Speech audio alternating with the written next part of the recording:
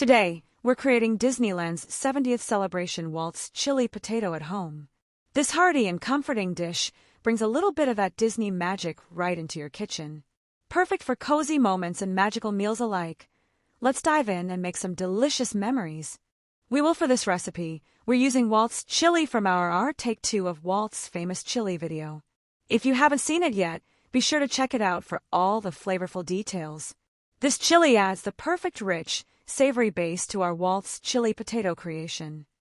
Complete this hearty meal, you'll also need 4 medium potatoes, baked to perfection, 8 ounces of shredded cheese, diced green onions, a dollop or 2 of sour cream. These classic toppings add richness, freshness, and just the right balance to perfectly complement that bold, comforting chili. It's the ultimate Disney-style comfort food. To build Walt's chili potato, start by cutting each baked potato in half lengthwise. This gives you the perfect base, fluffy on the inside, ready to hold all that delicious chili and your favorite toppings. Let the layering magic begin. Spoon a generous helping of Walt's famous chili onto potato. This is the heart of the dish. Rich, savory, and packed with that signature Disney flavor, this chili brings the whole meal together. Sprinkle a generous amount of your grated cheese over the chili-topped potatoes. For that gooey, melty goodness, microwave each potato for about 30 seconds, just enough to start melting the cheese into the chili.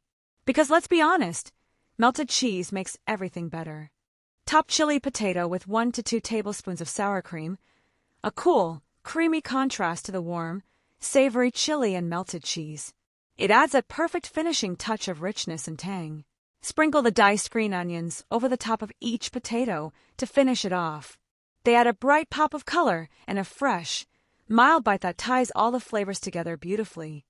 It's time to enjoy your delicious creation of Disneyland's 70th celebration with Walt's chili potato. If you love this recipe, please like and subscribe for more magical meals. Don't forget to leave a comment below. I'd love to hear how it turned out.